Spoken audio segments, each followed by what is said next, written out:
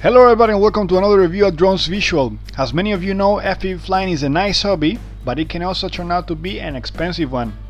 I have seen many people giving their first steps into the world of FPV complaining about the price of FPV goggles. Yes, indeed FPV goggles like those made by Fat Shark, Skyzone can be quite expensive, some costing well above 300 bucks. However, there's certainly affordable options for beginners. You just need to research a bit and you'll find them out. Not long ago, I saw some DIY FPV goggles at Banggood at a very attractive price, and I decided to give them a try. They are indeed DIY, but a really easy DIY that I think most people can handle. I would like to share with you the video on how to assemble them, and I think many of you will find them interesting. First, let's cover what we get inside the box, and then step by step, let's put them together. The first thing that we will find inside the box are the goggles, which are basically the so-called 3D goggles that you might use together with your smartphone to watch 3D movies after downloading an app. And of course, probably some of you might have already noticed the tip of the antenna of the receiver that I will show you later with more details. Just as I mentioned before, this is the tip of the receiver's antenna that comes protected with this red rubber. And now let's proceed to open the front section of the goggles and take a look inside.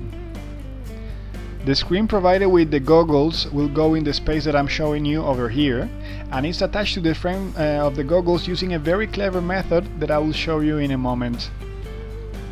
These little flat metallic objects that you see here are attached to magnets on the frame of the goggles. So basically, to keep the 5-inch screen in place, you will need to detach them from the magnets and then glue them to the rear of the screen, and that's how the screen will remain in place, basically attached by magnets.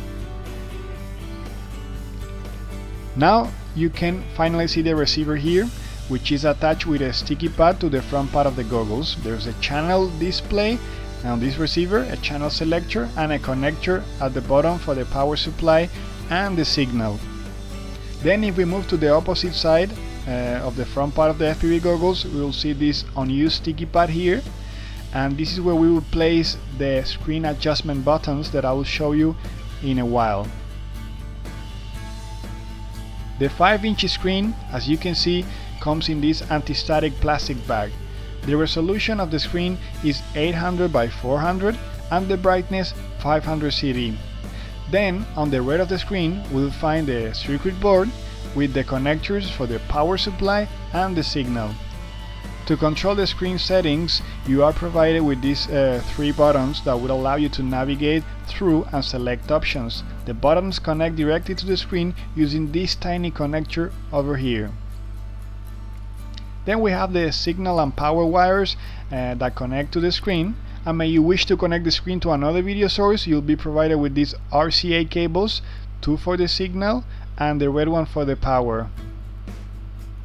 Then we have this mushroom antenna. This is one of the 2 antennas that we get with the goggles, and it attaches to the receiver that I previously showed you. Then the second antenna is this flat panel antenna that should give us a longer range, I hope. And then this is a sticker that you may choose to place on the front section of the goggles, and you can select between different superheroes. Very short and concise instruction manual here that comes with the receiver. Now that you have seen all the components that come inside the box, we'll proceed to assemble the goggles step by step. The first thing you want to do before rushing to put it all together is to make sure that the screen is working properly.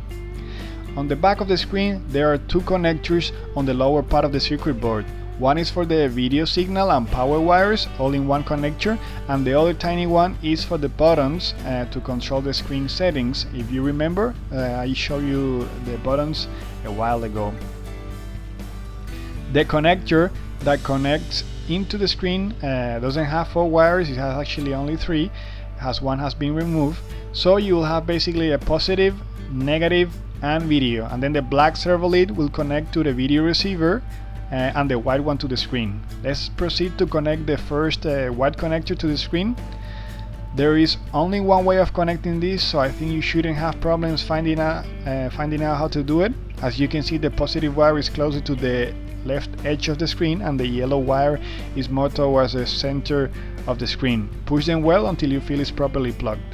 The next thing we will proceed to connect are the 3 navigation buttons, which control things like brightness and so on. We will then proceed to connect the control buttons on the next tiny little connector. And then again, I think there is no way you can confuse here the way this goes because of the shape of the connector. Push the connector well until you feel it's properly attached. The next thing I would like to do to test the monitor is to connect it to the receiver. In this way we can test 2 things at once, the receiver and the screen. The receiver has a slot for a connector at the bottom, and I might have forgotten to show you this before, but we also get them with the package. I mean, these couple of wires here. One of these wires will supply the receiver with power, and you can actually connect it to a LiPo battery, and the other one will supply the screen and also transfer the video signal through the yellow wire to the screen. Let's now then proceed to connect the wires to the receiver accordingly. You can take out the receiver if you feel it's uncomfortable to plug the connector with the receiver inside here, but I didn't feel like doing that, so I went ahead, and after struggling for a few seconds I managed to get it plugged properly. Make sure it slides all the way inside the connector, as before it seemed like it was 100% inside, but it actually wasn't. Then, as I mentioned before, the left connector is for the battery and the right connector is to supply the screen and the video signal, to send the video signal. I'm going to zoom in now so you get a better view of the connector down here. Now let's finally establish the connection. We need to pair yellow with yellow, so the left connector is not what we're looking for. What we need is the right connector with the yellow wire. So we will then proceed to connect yellow wire with yellow wire here. Once we find the G-spot here, we push them inside, and then the magic happens. we achieve the connection.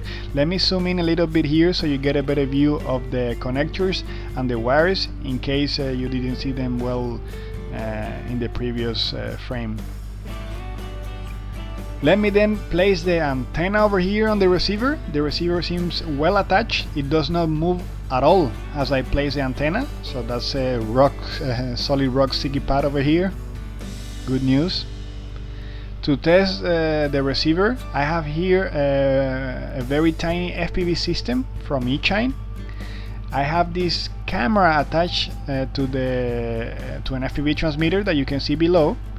And you can use any other source, I mean, whether it's a drone or anything that can transmit video at 5.8 GHz. To power the receiver, I use this 1S battery, although I saw in the product page that you can use from 2S to 4S batteries, but I haven't tested that. I just use this little tiny 1S battery that you can see over here. Let's now proceed to power the receiver. In my case, like I said, I use the just 1S LiPo battery with a GST connector. But if you would like to use a different battery, you might need to modify the connector that comes from the receiver. As soon as I plug the battery, we will notice that both the receiver and the screen will power on, and as I'm already transmitting video, we will see some image appear on the screen here on top. Let me zoom in a little bit so you can see the receiver with more details. As you can see here, the receiver is power on and hopefully working properly, as I can see an image here on the screen. As you can see, the screen is working as well, and the signal is received clearly without any problems, and the resolution seems pretty nice as well. Let me move the camera a bit here so you can see the image in the monitor moving as well. Now we have confirmed that the main components are fully functional, and then we can go ahead and place all the components in their respective places inside the goggles. Remember the little metallic plates that we saw before? Well, we're going to use them now. Let me tell you something, these magnets are pretty strong actually. It's hard to detach the little plates from here. So, okay, I managed to do that.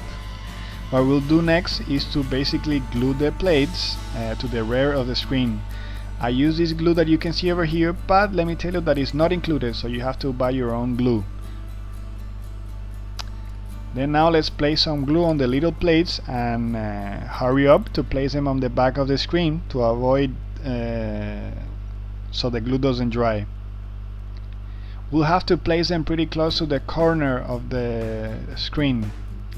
I think this way should be alright, but if the plates stick out too much from the screen, they might prevent the front of the goggles from closing properly, so keep an eye on this. I would even place them actually a little bit lower than I did here for, you know, the best results. But I think this could work. This is how things look for me right now, both plates glued to the screen. Then I'll wait a couple of seconds for the glue to dry, and we will then be ready to place the screen. Okay, the glue is rock solid now. Let's go ahead and place the screen then. The screen will of course face the inside of the goggles, otherwise you won't see anything. Then we have to play a bit with the magnets to find the right position. I think I should have placed a few millimeters below, but well, this still works out well, so I think it's okay.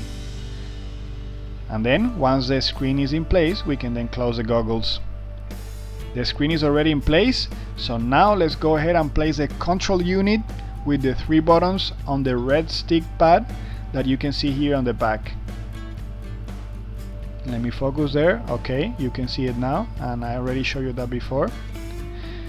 It was actually really hard to remove the red layer from the sticky pad, but after some serious struggle I finally managed to do that. So we can then go ahead and place the control unit. I'll try to have it as centered as possible, and this sticky pad seems to hold it in place pretty firmly, so it won't be falling off anytime soon. Okay, that's pretty well attached here. Let me check. Great. All the components are now in the right place. We just need to figure out a place to put the battery. The instruction recommends placing the battery inside the goggles, but I don't think this is a good idea for several reasons. First, even if you manage to place this little tiny battery I have over here, it will still block the sliding mechanism inside the goggles that allows you to extend and retract the front part of the goggles. Second, if you decide to use a larger battery, it just won't fit inside. Third, the battery, if you need to charge the battery or replace it, you need to constantly be removing the screen, and that's very uncomfortable. And fourth, I personally do not think it's very comfortable, or at least I don't feel comfortable having a LiPo battery right in front of my eye. So I don't know, but if you still decide to place it there, you saw how I did it, but I don't think it's a good idea. I would rather advise you to use a 3M Velcro or something like that and try attaching the battery to the side or perhaps the upper section of the FPV goggles. Now if you use a larger battery, this will certainly maybe not be very comfortable. You might then rather place it on the elastic band attached to the goggles.